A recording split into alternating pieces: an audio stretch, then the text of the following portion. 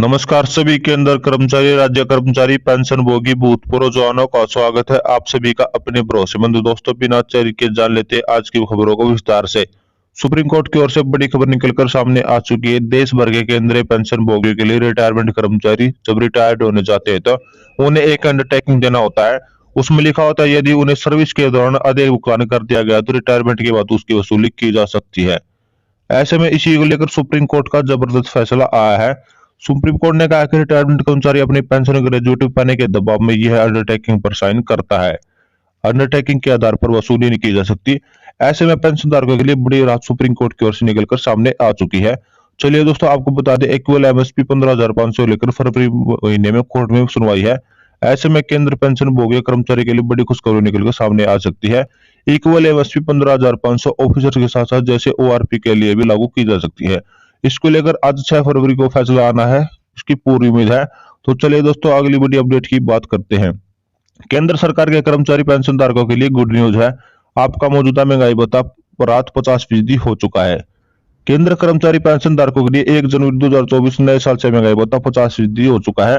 हालांकि केंद्र की ओर से हर साल इस जनवरी में बढ़ाने वाले महंगाई भत्ते का ऐलान अप्रैल महीने में किया जाता है, लेकिन इस बार समय से पहले मार्च महीने के पहले सप्ताह में ही कर दिया जाएगा, क्योंकि आने वाले समय में लोकसभा चुनाव होने हैं। आचार संहिता मार्च के अंत में या अप्रैल की शुरुआत में कभी भी लागू हो सकती है। ऐसे में आचार संहिता लागू होने के बाद केंद्र सरकार बढ़े हुए महंगाई भत्ते और महंगाई राहत को लेकर ऐलान नहीं कर पाएगी। तो बताया जा रहा है कि मार्च महीने के पहले सप्ताह में इस बार बढ़े हुए महंगाई भत्ते राहत 50% का ऐलान केंद्र सरकार की ओर से किया जाएगा। ऐसे में कर्मचारी पेंशन धारकों के लिए कुल मिलाकर जनवरी फरवरी बढ़े हुए महंगाई भत्ता राहत का एरियर का भुगतान भी मार्च की सैलरी में आपको देखने को मिलेगा। वहीं केंद्र सरकार पेंशन धारकों के लिए बड़ी अपडेट लेकर सामने आई है। अब केंद्र कर्मचारी 65 लाख पेंशन धारकों के खाते में होगा 18वां एरियर का भुगतान। केंद्र पेंशन धारक लंबे समय से 18वां एरियर की मांग कर रहे हैं। केंद्र सरकार से अब इस मांग को पूरा कर सकती है। दरअसल कर्मचारी संगठन पेंशन भोगी संगठन ने केंद्र सरकार को रिवाइज प्रतिवेदन में सौंपा दिया है 18वां एरियर की मांग को लेकर, और साथ ही साथ चेतावनी दे रखी है कि यदि सरकार 18वां एरियर की मांग को लेकर जल्द ऐलान नहीं करती तो राष्ट्रीय व्यापी आंदोलन बुलाया जाएगा। इस राष्ट्रीय व्यापी आंदोलन में न सिर्फ केंद्र सरकार के कर्मचारी पेंशन भोगी शामिल होंगे, अभी तो राज्य सरकार के कर्मचारी और पेंशन भोगी भी इसमें भाग लेंगे। जहां दोस्तों केंद्र सरकार को 18वां एरियर बहाल करना ही होगा।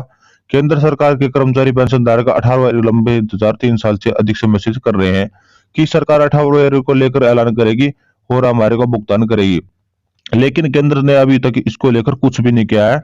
सरकारी पेंशन भोगी संगठनों ने सुप्रीम कोर्ट में पूर्व आदेश पर भी हवाला दिया है और कहा कि जब सुप्रीम कोर्ट यह कह चुका है कि सैलरी में पेंशन में कटौती नहीं की जा सकती, यदि केंद्र सरकार या सरकार जल्द ही पेंशन में कटौती करती है तो फिर बाद में उसका ब्याज समेत भुगतान करना होता है।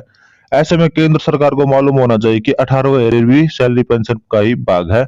ऐसे में केंद्र सरकार 18वां एरियर भुगतान करना चाहती है तो अब देश की अर्थव्यवस्था में सुधार आ सकता है। भारत की इकोनॉमी दुनिया में 5वें नंबर पर ट्रेड होनी है।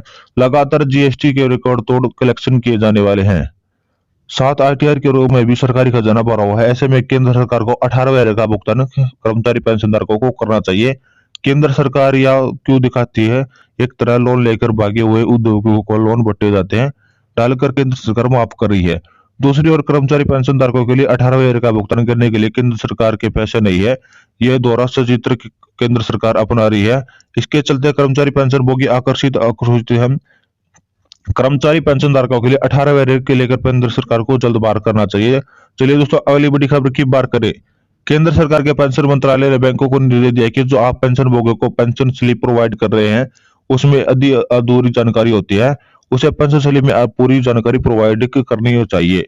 बैंकों द्वारा पेंशन भोगी स्लिप भोगियों को प्रोवाइड की जाती है, उसमें बेसिक पेंशन डीडीआर का अमाउंट भी दिखा दिया जाता है, लेकिन अब निर्देश किए जाते हैं आपको पेंशन स्लिप के अंदर पेंशन बेसिक कितनी है, डीएडीआर का अमाउंट कितना है, उस महीने का एरियर की राशि आने वाली है तो आपको उसमें दिखनी है, और पेंशन के ऊपर कितना आईटीआर काटा गया है, आईटीआर इनकम टैक्स का है आपको दिखाया जाता है, न्यूनतम में कितनी रिकवरी हो चुकी है, कितना इमोशन बिकी है, और आपको ये पेंशन स्लिप में करना शो होता है।